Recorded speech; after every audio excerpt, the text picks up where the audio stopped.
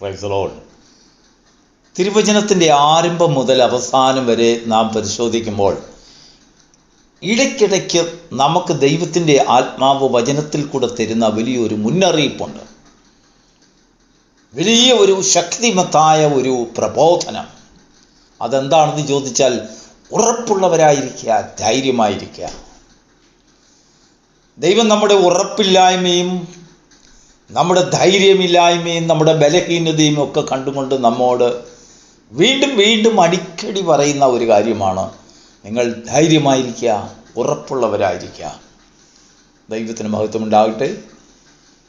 ഈ പുതിയ പ്രഭാതത്തിൽ ദൈവത്തിൻ്റെ ആത്മാവ് ചിന്തയ്ക്കായി എന്നെ ഏൽപ്പിച്ചതായ വചനം 2 ദിനവൃത്താന്തം 32-ാം അധ്യായത്തിൻ്റെ 1-ാം വാക്യത്തിൻ്റെ അവസാനം. ഹിസ്കിയാ രാജാവ് ഇസ്രായേലിനെ ഭരിക്കുന്ന കാലത്ത് അശൂർ രാജാവ് വന്ന് അവരെ ആക്രമിക്കാൻ തീരുമാനിച്ച ഒരു വിഷയം.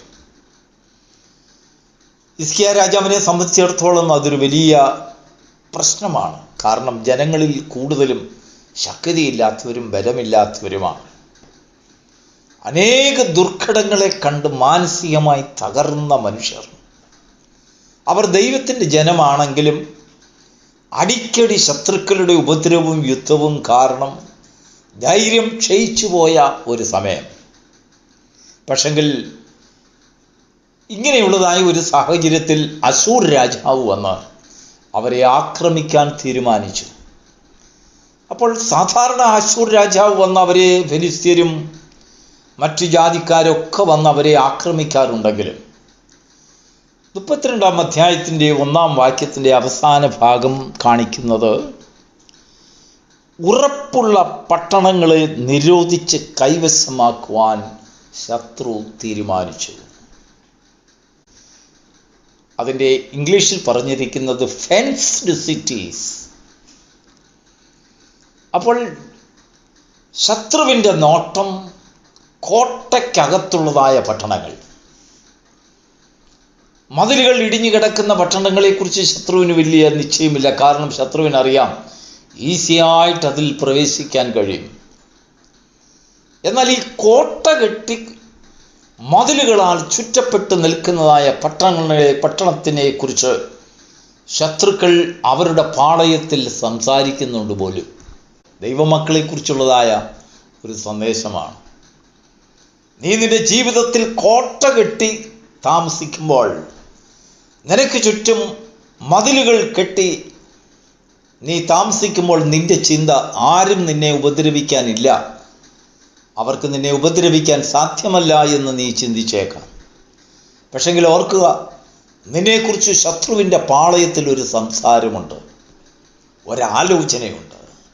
അത് നിനക്ക് അനുകൂലമല്ല, നിനക്ക് പ്രതികൂലമായി വരേണ്ടതിന് ചില കൂടിയാലോചനകൾ ശത്രുവിൻ്റെ പാളയത്തിൽ നിരന്തരമായി നടക്കുന്നു. സാത്താൻ വന്ന് ദൈവത്തോട് പറഞ്ഞതായ യോബിനെ കുറിച്ച് പറഞ്ഞ ഒരു ഭാഗം, നീ അവന് ചുറ്റും വേലി കെട്ടിയിട്ടില്ലയോ? അപ്പോൾ ശത്രുവിൻ്റെ നോട്ടം യോബല്ല, നോട്ടം അവന് ചുറ്റും കെട്ടിയിരിക്കുന്ന വേലിയാണ്. നമ്മുടെ ജീവിതത്തിലും ശ്രദ്ധിക്കുക പ്രിയപ്പെട്ട ദൈവമക്കളെ, നമുക്ക് ചുറ്റും കെട്ടിയിരിക്കുന്നതായ വേലിയുടെ ഉറപ്പാണ് ശത്രു നോക്കുന്നത്. അതുകൊണ്ട് ദൈവജനത്തിന് ചുറ്റും ദൈവം പദ്ധതി ഇടുന്നതായ വേലിയുടെ ഗുണം, ഞാൻ എൻ്റെ ജനത്തിന് ചുറ്റും തീമതിലായിരിക്കും. Praise the Lord. ദൈവത്തിന് നന്നായിട്ടറിയാം, മാനുഷികമായ വേലി കൊണ്ട് എൻ്റെ ജനത്തിന് രക്ഷപ്പെടാൻ കഴിയുകയില്ല. മാനുഷിക ബുദ്ധി കൊണ്ട് അവർ കെട്ടുന്ന വേലികളൊക്കെയും ശത്രു തകർത്ത് കളയും, മതിലിനെ ഇടിച്ചു കളയും, അതിനെ നിരത്തും, അതിനെ സമഭൂമിയാക്കും. എന്നാൽ എൻ്റെ ജനത്തിന് ചുറ്റും ഞാൻ തീമതിലായിരിക്കുമ്പോൾ അവയെ ജയിക്കാൻ ശത്രുവിന് കഴിയുകയില്ല. ദൈവത്തിന് മഹത്വമുണ്ടാകട്ടെ. അതേ ഈ ശത്രുവിൻ്റെ കൂടിയാലോചനയെക്കുറിച്ച് ഹിസ്കിയാവ് രാജാവ് കേട്ടപ്പോൾ, താൻ ഒരു ദൈവപുരുഷനാണ്, ദൈവത്തെ ഭയപ്പെടുന്നവനാണ്, ദൈവത്തെ സ്നേഹിക്കുന്നവനാണ്, തൻ്റെ പിതാക്കന്മാരെക്കാളൊക്കെ കൂടുതൽ ദൈവത്തെ സ്നേഹിക്കാൻ തീരുമാനിച്ച ഒരു രാജാവിനുണ്ടാകുന്നതായ പ്രതിസന്ധി സ്വർഗം വീക്ഷിച്ചു കൊണ്ടിരിക്കും. ഇങ്ങനെ ഒരു കേൾവി കേട്ടപ്പോൾ തന്നെ രാജാവ് എന്ത് ചെയ്തതെന്നറിയാമോ? ജനത്തെ ഒന്നിച്ചു കൂട്ടി. അവർ പറയാണ്, രാജാവ് ജനത്തോട് പറയാണ്, നിങ്ങൾ ഉറപ്പും ധൈര്യവും ഉള്ളവരായിരിക്കണം. അതിന് 2-3 കാര്യങ്ങളാണ് ഹിസ്കിയാവ് പറഞ്ഞത്. ഒന്ന്, അവരോടുകൂടെ മാംസഭുജങ്ങളാണ് ഉള്ളത്, എന്നാൽ നമ്മോടുകൂടെ ഉള്ളവൻ മാംസഭുജമല്ല. അവൻ ആത്മാവിൻ്റെ ബലത്തോടുകൂടെ ഈ ഭൂലോകത്തിൽ മുഴുവനും ഊടാടി സഞ്ചരിക്കുന്ന സകലത്തെയും ഉണ്ടാക്കിയ സർവശക്തനായ സർവശക്തിയുള്ളതായ കരമാണ് നമ്മോടുകൂടെയുള്ളത്. മാംസഭുജത്തിന് ചെയ്യാൻ കഴിയുന്ന കാര്യങ്ങൾക്കൊക്കെ ഒരു അതിരുണ്ട്. യെസ്, അതിനൊരു ശക്തിക്കൊരു ലിമിറ്റേഷനുണ്ട്. എന്നാൽ ദൈവശക്തിക്ക് ലിമിറ്റേഷൻ ഇല്ല. അതുകൊണ്ടാണ് ദൈവശക്തി എന്ന് നമ്മൾ വിളിക്കുന്നത്. മനുഷ്യശക്തിയും ദൈവശക്തിയും തമ്മിലുള്ള വ്യത്യാസം അവിടെയാണ്. മനുഷ്യന് എപ്പോഴും ലിമിറ്റേഷൻ ഉണ്ട്, പക്ഷേ ദൈവത്തിന് ലിമിറ്റേഷനില്ല. അതിനുശേഷം ഹിസ്കിയ രാജാവ് ജനത്തോട് പറയുകയാണ്, അവരോടുകൂടെ ഉള്ളതിലും വലിയ ഒരുവൻ നമ്മോടുകൂടെയുണ്ട്. പ്രിയപ്പെട്ട ദൈവമക്കളെ, നമ്മുടെ ദൈവത്തെ നിങ്ങൾ എത്ര വലിയവനായി കാണുവാൻ നിങ്ങളെ കൊണ്ട് സാധിക്കുന്നുവോ, ഇങ്ങനെ സാധിക്കത്തക്ക രീതിയിൽ ഹിസ്കിയ രാജാവ് ജനങ്ങളെ അവരുടെ വീട്ടിൽ ചെന്ന് പറഞ്ഞതല്ല, അവരെ ഒരു വിശാല സ്ഥലത്ത് കൂട്ടിക്കൊണ്ടുവന്നു. ആ വിശാലമായ ആ സ്ഥലത്ത് നിന്നുകൊണ്ട് ഹിസ്കിയാവ് പറയാണ്, നമ്മോടുകൂടെ ഉള്ളവൻ അവരോടുകൂടെയുള്ളവനേക്കാൾ വലിയവനാണ്. അപ്പോൾ ഈ വലിയ ദൈവത്തിൻ്റെ വലിയ പ്രവൃത്തിയും വലിയ ശക്തിയും വലിയ വാക്കുകളും വലിയ വാക്തത്വങ്ങളും ഏത് വ്യക്തിക്ക് ഉൾക്കൊള്ളുവാൻ കഴിയുന്നോ, അവന് ചുറ്റും ഉള്ളതായ മതിലിനെ തീമതിലാക്കുവാൻ സർവശക്തന് പദ്ധതിയുണ്ട്. ദൈവത്തിന് മഹത്വം ഉണ്ടാവട്ടെ. പലപ്പോഴും നമ്മൾ കെട്ടിയ വേലികൾ പൊളിഞ്ഞു പോയിട്ടുണ്ട്. അങ്ങനെ പൊളിഞ്ഞു കിടക്കുന്ന വേലിക്കുള്ളിൽ താമസിക്കുന്ന ജനങ്ങളെക്കുറിച്ച് ശത്രുവിന് വലിയ വിഷയമല്ല. അവൻ വരുത്തുപോക്കുണ്ടല്ലോ, അവൻ്റെ ആധിപത്യം അവിടെ ഉറപ്പിച്ചിരിക്കുകയാണ്. പക്ഷെങ്കിൽ അവൻ്റെ ആധിപത്യം ലഭിക്കാത്തതായ ചില പട്ടണങ്ങളുണ്ട്. അത് മതിലുകളാൽ ചുറ്റപ്പെട്ട പട്ടണം, ഉറപ്പുള്ള പട്ടണം. ഉറപ്പും ധൈര്യവും ഉള്ളവർക്കെതിരായിട്ട് ശത്രു വളരെ ശക്തിയോടുകൂടെ പ്രവർത്തിച്ചുകൊണ്ടിരിക്കും. നമ്മുടെ ജീവിതത്തിൽ ഉറപ്പും ധൈര്യവും ഉള്ളവരായിരിക്കാൻ ദൈവത്തിൻ്റെ വചനം നമ്മോട് പറയുമ്പോൾ അത് തീർച്ചയായിട്ടും പ്രതിസന്ധി ഇല്ലാത്തൊരു ജീവിതമല്ല. ശക്തിമത്തായ ഒരു പ്രതികൂലം നിനക്ക് നേരിടേണ്ടതായിട്ടുണ്ട്. പക്ഷെങ്കിൽ നിനക്ക് ചുറ്റുമുള്ള മതിലുകളെ അഗ്നിമയമാക്കുവാൻ ദൈവസന്നിധിയിൽ അഗ്നിജ്വാലിക്കൊത്ത നാവുകളോടുകൂടെ ദൈവത്തോട് പക്ഷപാതം ചെയ്യുന്ന മനുഷ്യർക്ക് മാത്രമേ അത് സാധിക്കുകയുള്ളൂ. ദൈവത്തിന് മഹത്വം. നമ്മുടെ വാക്കുകൾ നമുക്ക് ചുറ്റും അഗ്നിജ്വാലയായിരിക്കണം. നമ്മുടെ പ്രാർത്ഥന നമുക്ക് ചുറ്റും അഗ്നിജ്വാലയായിരിക്കണം. എപ്പോഴും നമ്മുടെ ജീവിതത്തിൽ അഗ്നിജ്വാലയ്ക്ക് ചുറ്റും പാർക്കുന്ന ഒരു ജനം, അഗ്നിമയമായ മതിൽ. ദൈവത്തെ നമ്മൾ അവൻ്റെ ഭുജങ്ങളെ ശക്തിയുള്ള ഭുജങ്ങളായി കാണണം. അവൻ നമുക്ക് വേണ്ടി ചെയ്യുന്ന പ്രവൃത്തികൾ നിസ്സാരമായ പ്രവൃത്തികളല്ല, എന്നാൽ വലിയ പ്രവൃത്തി എനിക്ക് ചെയ്തിരിക്കുന്നു. സങ്കീർത്തനക്കാരൻ അതുകൊണ്ടാണ് പറയുന്നത്, യഹോവയെ സ്തുതിപ്പീൻ, അവൻ നമുക്ക് വലിയവ ചെയ്തിരിക്കുന്നു. Praise the Lord. അപ്പോൾ ദൈവം ചെയ്ത കാര്യങ്ങളെ ചെറുതായി കാണരുത്, വലുതായി കാണണം. നമ്മുടെ കണ്ണ് പ്രകാശിക്കണം. അതിന് നമ്മൾ വിശാല സ്ഥലത്ത് വരണം.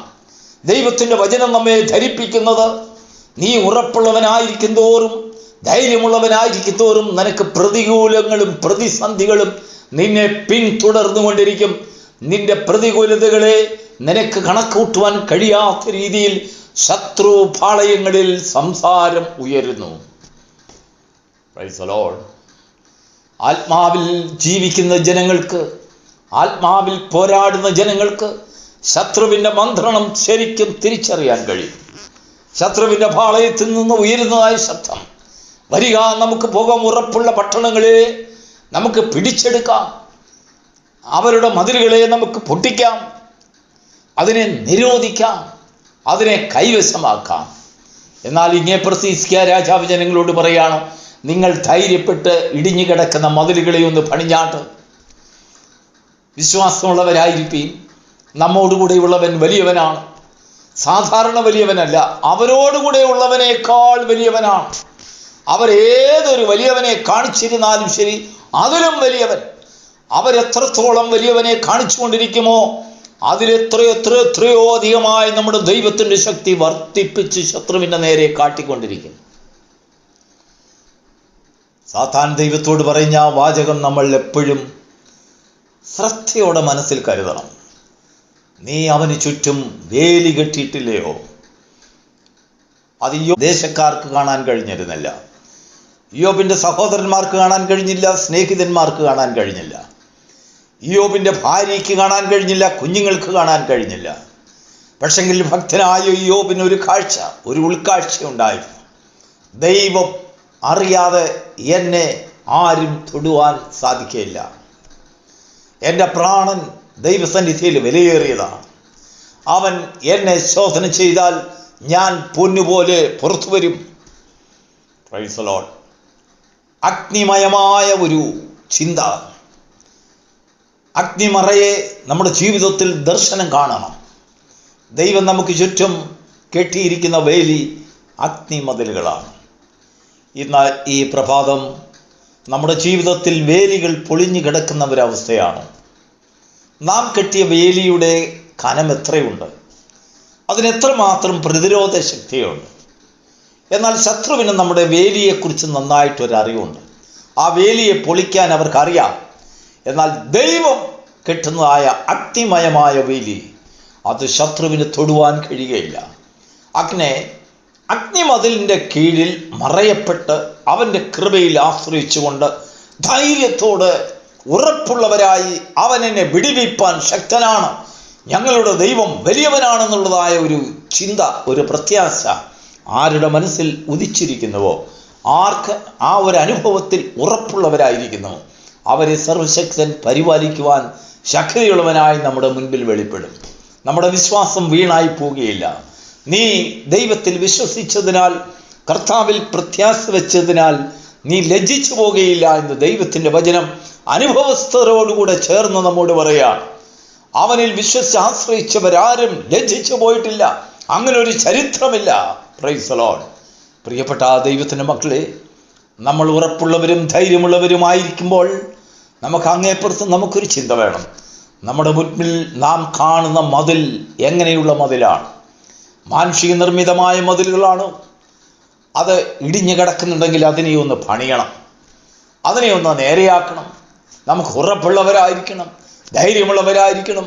ദൈവം നമ്മോടുകൂടെ വലിയവനായി നിൽക്കുമ്പോൾ ഒരു ശത്രു നമ്മുടെ ദൈവത്തെക്കാൾ വലിയ ശത്രുവില്ല.